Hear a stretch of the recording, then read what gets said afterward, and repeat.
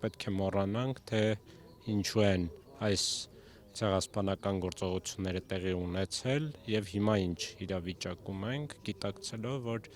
առ այսօր նույն քաղաքականությունը Ադրբեջանի կողմից շարունակվում է։ Եվ անպատժելիությունը, ժխտողականությունը թե Հայաստանից դուրս, թե Հայաստանի ներսում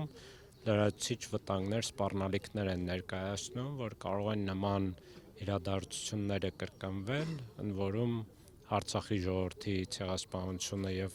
հայրենազրկումը ամենաթարմ օրինակն է, որը Սումգայիթից 30-35 տարի հետո է տեղի ունեցել, քանի որ Սումգայիթը, Բաքուն ու ընդհանրապես ամբողջ ադրբեջանահայության ցեղասպանությունը չի պատժվել, պատշաճ գնահատական չի ստացել,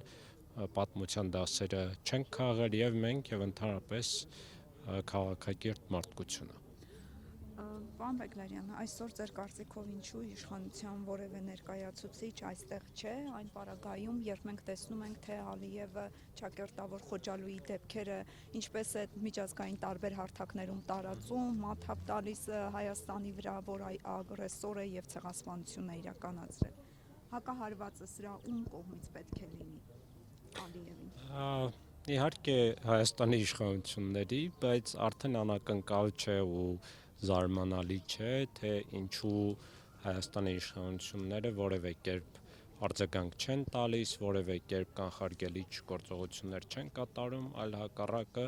նպաստում են Ալիևյան ցեղասպանական ռեժիմի քաղաքականությանը, որը ինքնին ցավալի է, բայց ցավոք սրտի արդեն օրինաչափություն է դարձել։